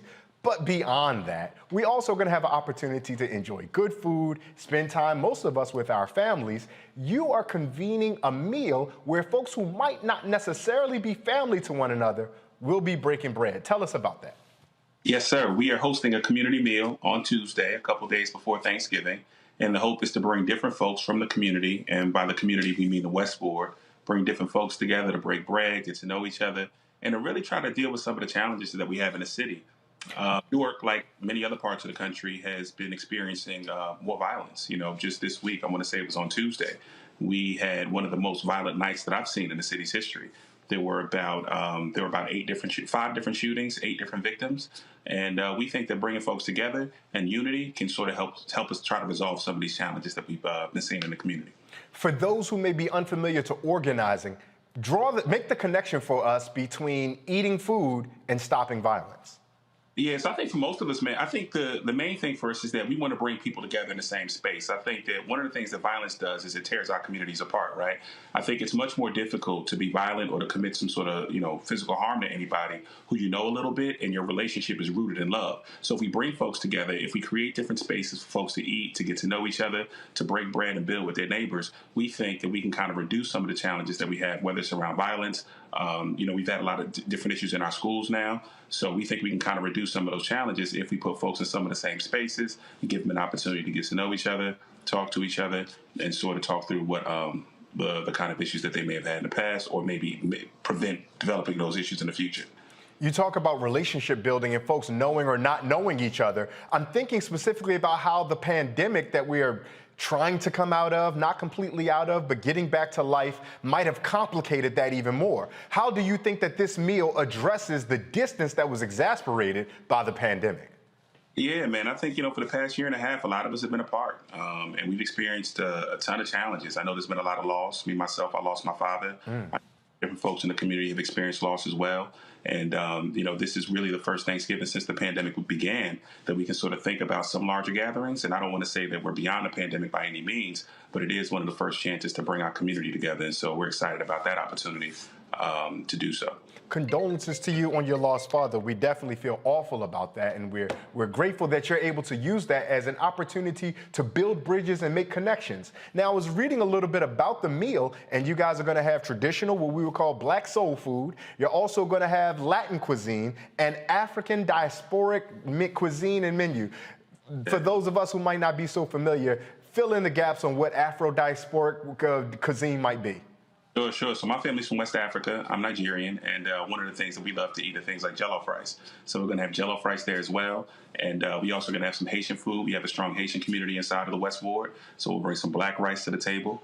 So the whole idea is to really just bring a variety of different cultures together that's very representative of the West Ward. We have a strong Latin American community inside the West Ward, so we want to bring those folks together as well. And, when we share cultures, we think that folks also get a chance to know each other a little bit better, too. Now, Chigozie, I got a full disclosure. I know you personally. You're, like Candace, a Howard brother of mine. And I know that if you start talking about jollof rice, and Roland's got a large audience that supports him, some of the folks are West African themselves. You cannot just say, I'm West African, I'm Nigerian. Different ethnic groups, if I'm not mistaken, will really put their own taste on jollof rice. Particularly, I know the Senegalese compete with the Ghanaians, who compete with the Nigerians. There's the Igbo, the Hausa. This is a whole big thing. So how are you going to keep the peace in a meal that's supposed to bring us together that seems like it might be dividing us? Well, I think we've kind of resolved that Igbo people make the best jollof by now. So I think, we can kind of keep the peace with that resolution. We know we got the best food on the continent, so we are indeed excited about that. We're going to go ahead and direct all the criticism, not to Roland Martin Unfiltered, to Chigozie Onyema, who says that Igbo people make the best jollof rice. But quite seriously, what ultimately do you hope when folks leave this meal? What do you hope that they take back to their homes that they can carry with them beyond having a delicious taste of a foreign cuisine? Yeah, I think for us, it's about thinking about anti-violence work, man, and not just the kind of physical violence that I just talked about, but really, the violence of food insecurity, the violence of food deserts. So I think our presence, the meal that we're putting together, we're also going to give out some turkeys as well, so that we can kind of deal with the fact that some folks might not be able to get access to turkeys. But we want to try to deal with all different kinds of forms of violence through this one initiative, and then hopefully we can build on this and create different opportunities for folks to come together as well, so that we can model the kind of communities that we want to build, not just in the Westwood, but throughout the city of Newark and really throughout our country. We've got panelists with us. We've got Michael Imhotep of the African History Network, as well as Kelly Bethea. I want to bring them into the conversation. Michael, you and I are good Sigma brothers, Phi Beta Sigma to the core. So we know what good fellowship and community is like. When you hear about what Mr. Onyema is doing in Newark, what is your takeaway about how this can impact the community? And after you answer that, feel free to offer a question to Mr. Onyema, should you have one. Absolutely. Well, I think this is a good thing when we can bring people together from different cultures. We can bring Africans together, continental Africans, African Americans, people from Latin countries, Latin American countries, Spanish-speaking countries, and we all have commonality as well. I think it's a good thing. And when you can teach history through food, you can teach history through the foods that people eat. We know cow peas or black-eyed peas come from West Africa. We know watermelon dates back about 5,000 years ago to Egypt. So even foods in this country that we think are American foods have a African origin. But a quick question for Chigozie. Can you talk some about the relationship between African cuisine and Latin cuisine? And because we know that Africans were taken into Spanish colonies conquered by Columbus, like originally Jamaica was a Spanish colony, and Haiti, Hispaniola was Spanish, and Cuba, things like this. And is there an influence from the foods that the African Moors took into Spain when they go on in 8th century AD, 711 AD? Is there an influence that we still see today as well in these foods that you're going to have at the celebration? Yeah, I think there is. I think that, when we think about the African diaspora, we also think about Latin America. So when we say we want to talk about diaspora food, whether it's in Brazil, whether it's in the Dominican Republic, we are also talking about, Latin food becomes part of our diaspora in that context. And there's no doubt that there's influences, I think, all across the board. I think that even if you look at sort of the South, right, we talk about New Orleans and red rice, the similarity. Rice and jollof rice, I think, are one of the things that we can kind of think about in that context. So there's always that cultural continuity that I think, whether it's with Africans going into Spain or whether it's Africans the slave trade to the Americas. I think we see that the foundation is always rooted in some of where we originally come from. So in that respect, I think, yes, you are absolutely right that, we're really just talking about food from the continent and throughout our diaspora. Yes. Yeah. Yes. Kelly, let me bring you into the conversation, because every time I see you, Kelly, you look dressed to the nines, like it's just perfection. And I know there's no way that you can eat as good as these folks are going to eat on Tuesday with the beautiful hair and the great makeup and the well done. Oh, absolutely not. I know you can't do that. So how would you recommend that folks show up to a function like this where we know we're going to break bread and socialize, but also folks are going to want to put on their best self and present in their best way possible? Kelly, how would you recommend? And also, if you also have a question for Mr. Onyema, feel free to offer it after you answer. Sure. So ironically, Thanksgiving Day might actually be the one day that I don't dress up for company. Like, I make sure that everything has some type of elastic and drawstring so that I don't have to worry, because I'm usually cooking. So I don't want to be, I got to have my hair back. I got to have, the leggings and the tennis shoes on, because I'm walking to and from, making sure people taste this, make sure it tastes great, all that stuff. So I don't know how you want people to be presented at this function, but I imagine comfort and cute would be sufficient for Thanksgiving Day in Jersey. I do have a question, however. Do you have any plans, given that food insecurity is a 365 thing, it's a 24/7 thing? Are there plans to do something regarding this matter, fighting this matter beyond Thanksgiving Day, specifically regarding food deserts? That's a huge problem. And it's my understanding that they actually kind of grew during the pandemic because of, supply and demand, and between that and the supply chain issues that we have going on in this country now, like turkeys this year have gone up double the price, if I'm not mistaken. Like last year they were average 20 something. This year they're going to be average like $50 for a 16 to 20 pound turkey. Even for those who have that kind of money, that's a lot for a bird for one day. So my question to you is, what are your plans to combat food insecurity and food deserts throughout the year, not just on Thanksgiving Day?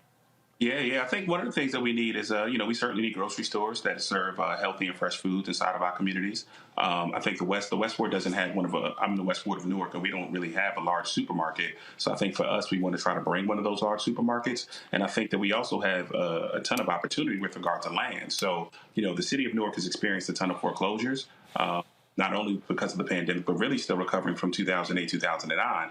So I think if we can land that we have, whether it's commercial properties or maybe trying to put together some contiguous residential properties in order to think about what we can put there as well, I think we can, maybe hopefully introduce some supermarkets into the communities. So, but it is a real challenge for us, and it's not something that I think any one of us will resolve through a community meal. But I think to initiate the conversation and to raise awareness about it, I think is one of the things that we hope to do through this effort. Chigozie, let me ask you this, because I can anticipate a viewer who might watch this skeptically and think, sitting down for a meal ain't gonna stop nobody from shooting nobody. All the people who are doing the shooting wouldn't be at this meal. Sitting down for a meal ain't gonna build affordable housing. How do you respond to those folks who would be so skeptical that this very innocent but important communal activity can actually bring about the change that you hope that it can bring about? Yeah, I think that you fight ugliness with beauty. You know what I'm saying? So I think that violence is ugly, and I think you create beautiful things and beautiful spaces in order to deal with some of that ugliness. I think so often we point directly to policing, and I think that police have, some role to play in responding to violence, but I think as a community, we have a much larger role. And I think that the beauty that we bring to the space can look like a range of different things. So a community meal is only one of the tools in our toolbox that I think we can bring to bear. But I think there's a range of social programming, recreational opportunities, mentorship programs, and just different ways in which we need to engage with our young people who are perpetrators and victims of the violence, but also just some of their families who've either lost loved ones or who've seen loved ones maybe go to prison, or just know some of the things that their loved ones might be involved in the community. I think bringing all of us together is certainly a step in the right direction, even if it's not a panacea to the larger problem of violence. I've got one more. We're going to let you get out on this. We've been calling it a communal meal the whole time, but the idea of what the solutions are moving forward are not simply rooted in just what you have to offer. They're going to be collectively developed. How do you hope that this communal meal not just brings people together to get to know one another or meet one another, but also can be the seed to help the community collectively decide for itself what its future in the West Ward will be? Yeah, I think I was talking to a friend of mine. She runs the Grassroots Foundation, and she gives away turkeys at a residential complex called Georgia King Village. And when she gives out the turkeys, she noticed that seniors weren't coming to get turkeys. And so one of the things that she thought was, how do we find ways to engage seniors? And one of the ways that she thought was through a community meal where you directly target seniors, bring them to the community space, and allow them to share a meal. So I think part of what we want to do, all of our organizing ought to be informed by people's actual material needs, right? So that means that it requires us to have conversations with folks, talk to folks about what they want to see in the community, and then we can collectively work to provide some of that. So the community meal sort of comes out of that effort, talking to folks, having conversations, and asking folks, what would you like to see?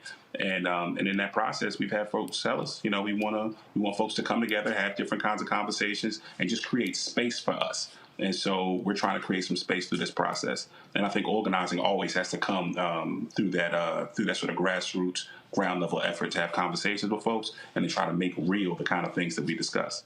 Chigozie, how can folks find more information about the community meal? How can they sign up, RSVP, whatever they need to do to ensure that they can sit down with the folks from the West Ward in Newark? And is it also open to folks who might not live in the West Ward? Absolutely. The community meal is open to everybody. It will be at 350 West Market Street inside of Newark, New Jersey. So that is the old fish market near Georgia King Village, between the Georgia King and the McDonald's. We welcome everybody to attend. To find more information about both me and the community meal, you can go to my Facebook or Instagram. My Facebook is Chigozie Onyema for Newark City Council, and then my Instagram is Chigozie Onyema _. That's CHIGOZIEONYEMA _. So you know where to direct all of your complaints about who makes the best jollof rice. My Senegalese and Ghanaian friends will surely be in your inbox. I'm not going to name names, but there's somebody who might be working with us right now who snickered a little bit when they heard that Igbo people are the ones who make the best jollof rice. We speak truth to power, my brothers. So Chigozie, thank you so much. Happy holidays to you. Best of luck to you and all the folks in the West Ward on this communal meal in building the future that you all want to see. Thank you for taking time for us. Thank you. We're going to take a break. We'll have more stories on the other side. You're watching Roland Martin Unfiltered, here streaming on the Black Star Network.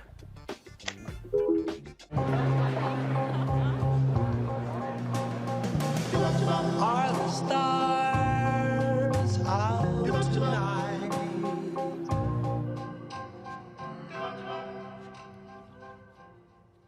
Alexa, play our favorite song again. Okay.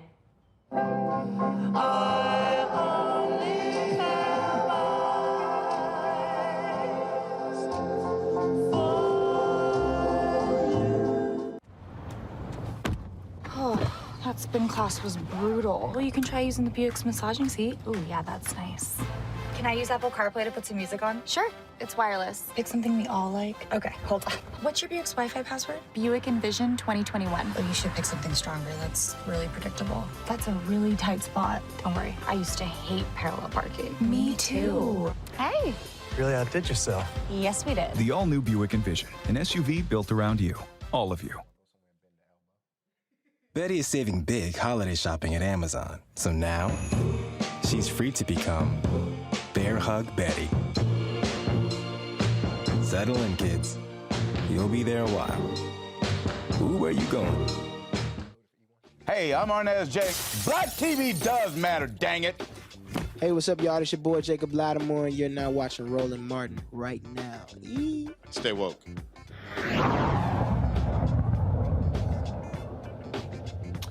A new study finds premature births are unfortunately on the rise within communities. Premature birth occurs when a baby is born at least 3 weeks before its expected due date. According to the March of Dimes, while the number of premature births have dropped overall, thankfully, the study revealed the number increased in communities of color. Yeah. Black, American, Indian, and Alaskan Native women are 60% more likely to give birth before 37 weeks of pregnancy are completed. Now, according to the CDC and the FDA, as of 2020, 1 in every 10 babies is born prematurely in the United States. More than 700 women die of pregnancy-related complications each year in the United States. And the Food and Drug Administration, along with our friends at the CDC, says all fully vaccinated adults in the United States can now get a COVID-19 booster. The agency made the announcement today. Previously, only those who were 65 years or older and adults who were at high risk of getting the disease were eligible. The FDA decided to expand emergency use authorization after a phase 3 trial showed boosters are safe and have an efficacy of 95% against symptomatic COVID-19. We want to make sure viewers recognize that is against symptomatic COVID-19. Now, officials at the Centers for Disease Control and Prevention also met today to discuss signing off on the FDA recommendation and have decided to do so. Right now, the United States has reported over 48 million coronavirus cases and 789,000 deaths since the start of the pandemic. We're going to go to our panel about this, and I'm curious to see both those stories, both the premature births among those women of indigenous ancestry, African ancestry, and Alaskan Native ancestry. And Kelly, I'll start with you. How concerning are those numbers in that report when you hear something like that? It's very concerning, mainly because I fall in that demographic, right? And not to be selfish with it, but as someone who is of child-rearing age, but no plans on having children in the future, but anytime soon, rather. These are things that I think about when I am, thinking about, marriage, kids, and the like, because we are the only country where we are so advanced in technology and medicine and the like, where these statistics regarding women dying in childbirth are actually increasing each year against other fully developed countries. And it's scary. Just on a personal note, it is very scary knowing that, frankly, you don't know which doctor isn't going to trust your judgment regarding your own body. On a personal note, my mom had 3 kids. I'm the oldest of 3. She almost died having all 3 of us because at some point with all 3 births, something was wrong and no one listened. And that is scary. The fact that my mom could have been taken out all 3 times just because she was trying to give birth and bring forth her children into the world. That is scary. And it is not fair to those who want kids and who want to have families, especially if you're indigenous and Black or another person of color, to have the added consideration regarding whether your doctor is going to trust you, whether the medical system is going to actually be in your favor and actually help you through something that is already naturally traumatic, that is childbirth. Those added factors, it like I keep saying the word scary, but it just really is. It's triggering, it's scary, and it can be a deterrent for a lot of women who are thinking about having kids. Kelly, we're so glad that your mother is still here with us, and we're so grateful that she is. And we're thankful for you giving that very personal anecdote and experience because as analysts, I know all the time, we put our hat on and we objectively break this down. But I think that the personal connection that you alluded to there truly make that story resonate a little bit more. Michael, I want to pivot to you and talk about the COVID vet booster that we just got information on. And again, I don't want to put in on anyone that vaccine good, vaccine bad. I'm not interested in that conversation at all. But I am curious about the way forward, the way we return to a life, quite honestly, without masks, if we can get back there. Are you optimistic that the booster will begin to help us get back to that place where perhaps we can engage in a world more familiar to us than the one that we put down in March of 2020? Yeah, I think we'll get to that. It's not going to be this year, okay? It's not going to be this year. Hopefully, sometime in 2022, we can do that. I know I think it was yesterday here in the state of Michigan, they issued an advisory to that we should wear masks indoors, regardless of if we are fully vaccinated or not, because we have an increase in coronavirus cases here in the state of Michigan, and we see increases in many states across the country. So the booster shot will help because we're seeing data that shows a waning effect, the waning efficacy, waning protection between 6 to 8 months. And we know that the Delta variant is so far probably the most dangerous variant. But it's not going to happen this year. Hopefully in 2021, sometime we can do that. But 2022. 2022, yeah. Yes. Hopefully sometime in 2022 we can do that. But when you look at the the Great Pandemic or the Spanish flu pandemic, 1918, that lasted basically, that went into 3 years, 1918, 1919, and early 1920 3 as to well. 4 years, yeah. Yeah. So hopefully at some point, but it's not going to be this year. We still need to be very careful. I asked Michael for optimism, and Michael told us, nope, be patient. We got some more going on. We're going to take one more break, and then we're going to come back because I got something fun to tease our panelists with before we get out. You're watching Roland Martin Unfiltered, here streaming on the Black Star Network. We'll be right back. About to give you something that's going to put you in that. You're going to remember this. Yeah, we was on tour. So Brian wanted to be the headliner. Now, you're headliner with New Edition. So we're like, okay, you want to be a headliner? Not a problem. Since you think you big, that big and bad? Okay. Yeah.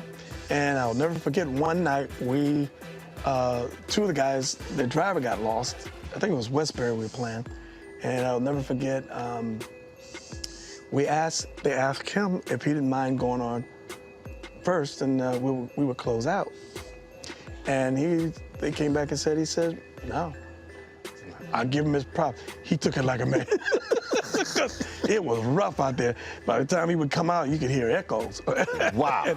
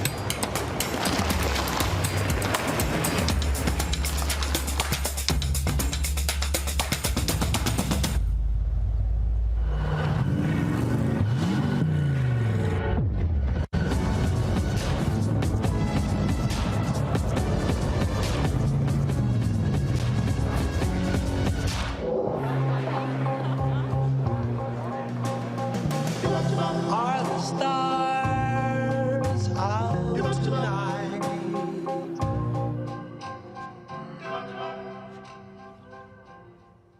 Alexa, play our favorite song again. Okay.